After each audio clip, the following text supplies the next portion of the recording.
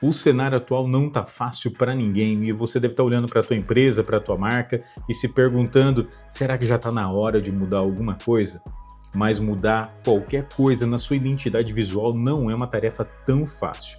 Além de te custar milhões, ainda pode fazer o teu público te odiar. E é por isso que hoje o nosso papo é sobre rebranding e como isso pode levar a tua empresa do sucesso para o fracasso em questão de um único clique.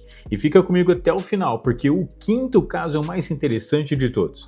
Acabou virando piada na internet para maiores de 18 anos. E é por isso que hoje a gente vai falar sobre rebranding e como isso pode mudar o futuro da tua empresa totalmente. E para ilustrar isso, eu vou trazer para vocês 5 cases de fracasso total.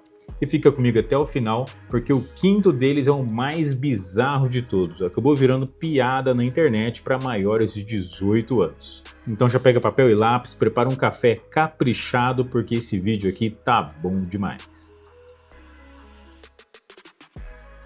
E aí galera, meu nome é Patrick, sejam bem-vindos a mais um vídeo aqui do Design Odyssey. E antes da gente partir para os cases de fracasso, vamos falar um pouquinho sobre o que é o tal do branding. O branding é basicamente toda a estrutura de um negócio, não é só a marca ou só o logotipo, como muita gente pensa por aí. Ele envolve vários estudos muito importantes, como o estudo de posicionamento ou o estudo de persona. E é através desses estudos que a gente consegue construir uma estratégia assertiva para poder atingir o público certo e alavancar o nosso negócio. Muita empresa por aí que já tem um certo tempo de mercado acaba optando por fazer um rebranding, que é a reestruturação da sua marca, ou até um brand refresh. Esse brand refresh acaba não sendo uma mudança tão agressiva ou tão expressiva na sua marca. Ela é basicamente uma atualização para você se manter mais atualizado aos padrões de mercado, às mudanças de público. Um bom exemplo de rebranding é a marca Pets. Para quem tem um petzinho em casa sabe muito bem de quem que eu estou falando. Essa marca ela tinha um visual um pouco mais orgânico, mas tinha alguns efeitos que hoje a gente já considera um pouco ultrapassado. Para começar, essa marca tinha um logotipo bem orgânico, com umas letras bem autorais, bem artísticas. E tinha um efeito interessante, um degradê entre as cores que dava um certo relevo para essas fontes. Todas as cores da marca também eram cores um pouco mais vivas. Essa marca acabou passando por um rebranding e uma das principais alterações foi o seu logotipo, que acabou recebendo uma tipografia um pouco mais reta, com linhas mais marcadas. A fonte que eles estão usando agora é uma fonte serifada com um serifo bem grosso, que traz uma certa estabilidade para a marca. As cores também sofreram alteração, já não é mais aquela cor tão viva e sem tantos efeitos, acaba sendo uma cor mais sólida que traz muito mais segurança visual para a marca, um visual muito mais moderno e atraente. Um outro case de sucesso é o Banco Itaú. Ele acabou passando por um rebrand, o seu logotipo ganhou linhas um pouco mais curvas, mais suaves, trazendo uma certa sensualidade para o logotipo. Nesse case não teve nenhuma substituição de cor, na verdade o que a gente teve foi uma inversão. A cor primária acabou virando a cor secundária e a cor secundária acabou virando a cor primária. O logotipo antigo do Itaú era uma cor forte, azul, e a nossa cor azul hoje aparece só nos detalhes. A cor que chama mais atenção agora é o laranja, também com o objetivo de tornar a marca mais moderna, mais aceita pelos jovens. Até agora eu trouxe para vocês só alguns cases de sucesso do nosso mercado. Então será mesmo que essa estratégia pode dar errado?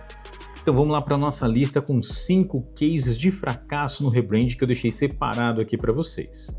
E já já eu vou te falar quando e como você vai poder começar a pensar nessa estratégia de rebranding para a sua marca. O nosso primeiro case, o Ponto Frio. O Ponto Frio era um gigante do varejo brasileiro com mais de 80 anos de história. Ele era muito famoso até pelo seu mascote, um pinguinzinho que fazia muito sucesso nas propagandas. Em 2021 eles adotaram uma estratégia para atrair o público mais jovem, fazendo um rebranding muito agressivo na marca.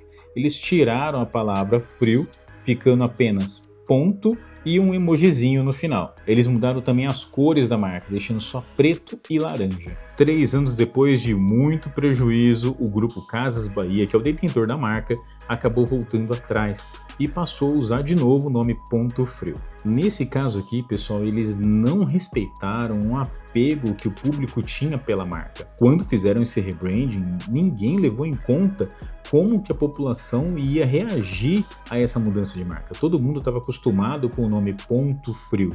Então a mudança foi muito drástica, não mudaram só as cores, mudaram o nome, o logotipo e toda a paleta de cores do negócio, o que fez com que o público não reconhecesse mais aquela marca. O nosso segundo case, a PwC. Em 2002, a divisão de consultoria da gigante PwC ia abrir capital na Bolsa de Valores e precisava de um nome novo. Eles gastaram quase 600 milhões de reais no rebranding global e a empresa passou a se chamar Monday, que traduzindo é segunda-feira. Além do gasto milionário no rebranding, essa mudança não foi bem vista no mercado financeiro.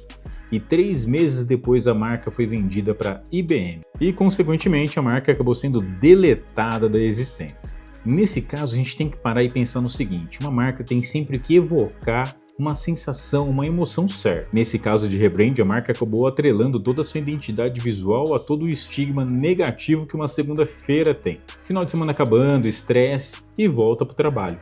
O caso número 3, o caso do Leeds United.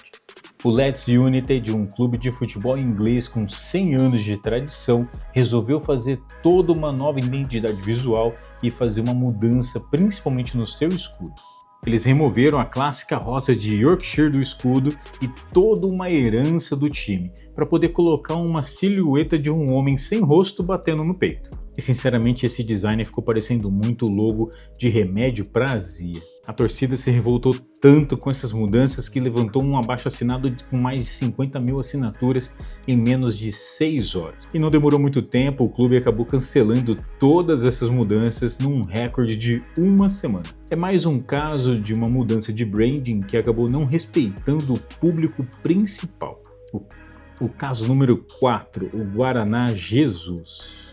O Guaraná Jesus é um refrigerante rosa tradicional no Maranhão e é muito conhecido pela sua embalagem azul e rosa e principalmente pela tipografia vintage, mas que principalmente traz muita herança cultural nessa embalagem. Quando a Coca-Cola comprou esse refrigerante, eles tentaram fazer um design um pouco mais limpo e um pouco mais moderno, tirando principalmente esses traços culturais da embalagem. O povo maranhense odiou essa mudança e ameaçou boicotar toda a venda da bebida no estado inteiro, o que obrigou a Coca-Cola a voltar atrás e devolver toda a estética visual desse produto. O marketing chama de globalização quando você pega um design tradicional de uma região e dissemina ele para o mundo inteiro. Então o marketing respeita toda essa cultura. A partir do momento que você cria um rebrand nessa marca que acabou sendo globalizada e desrespeita toda essa cultura, toda essa origem, você está descaracterizando o produto. Repara que até agora a gente falou de grandes rebrands, grandes mudanças, empresas que gastaram milhões para fazer essas mudanças de marca, mas o nosso quinto caso não foi um caso tão milionário assim. Foi um simples erro técnico de design que acabou se apegando demais a algumas características da fonte e não se preocupou com o resultado final. E o nosso quinto case é o Teocel. Você já deve ter visto essa imagem circulando aí pela internet. Uma comunidade evangélica queria transmitir uma mensagem espiritual com logotipo moderno, cursivo. Isso já foi feito algumas outras vezes, a gente tem vários cases de logotipos evangélicos que ficaram muito famosos e eu tenho certeza que você já deve ter visto muitos deles rodando por aí. No caso do Teocel, o designer que criou esse logotipo acabou misturando todas as letras, reorganizando todas elas e não percebeu que a própria tipografia não indicava uma direção do olhar. Resumindo, ele basicamente reorganizou as letras uma dentro da outra e não conseguiu fazer com que a atração dos nossos olhos fosse direcionada na sequência certa. E o erro acabou sendo inevitável. Quando a gente não consegue enxergar uma sequência de leitura, o nosso cérebro cria essa própria sequência do nosso jeito, com uma leve associação de palavras. Então quando a gente olha para esse logotipo do Teocel, a gente acaba enxergando não o mais óbvio, mas o mais fácil, o mais rápido de se enxergar. O nosso cérebro acaba pregando essas peças na gente. E esse foi o grande erro do designer que projetou esse logotipo. ele não pensou na estratégia de leitura, ele não pensou certo em qual tipografia ele ia usar, qual a sequência que ele ia colocar as coisas. Ele só pensou em reorganizar as letras dentro de um único elemento e, claro, mantendo uma sequência simples, mas que não direcionava o olhar. E isso entra num outro tema que eu já falei aqui no canal, que é a Gestalt. Depois eu vou fazer um vídeo só para isso. O nosso cérebro odeia imagens incompletas, então ele acaba preenchendo essas lacunas com a coisa que faz mais sentido para ele naquele momento. E isso, infelizmente, acabou virando totalmente contra o designer que projetou esse logotipo. Infelizmente, a intenção foi muito bacana, mas não foi bem executado. Hoje essa imagem, infelizmente, circula a internet inteira, mas não com o objetivo que ela foi projetada. E o resumo da ópera é o seguinte: tem muito designer por aí que acaba aumentando a expectativa do cliente, aumentando o trabalho, falando que precisa ser feito N coisas no projeto para poder ter uma nova identidade visual. E não é bem assim. Esse rebranding ou qualquer outra técnica que envolva a marca, ela precisa respeitar todas as outras pesquisas. Um rebranding precisa de muito estudo de caso. Por isso que você precisa de uma equipe ou de um profissional que entenda muito bem todas as nuances da sua empresa. Se o objetivo não for muito claro e depois que for criado os primeiros protótipos não forem feitos testes apropriados, você vai ter um grande abacaxi na mão e não vai conseguir se desfazer dele depois. Sempre precisa ter em mente o impacto que essa mudança pode gerar. É claro que uma mudança grande como essa de rebranding pode assustar bastante qualquer pessoa, só que se ela for muito bem estudada, for muito bem planejada e, claro, muito bem executada, você não vai ter dor de cabeça.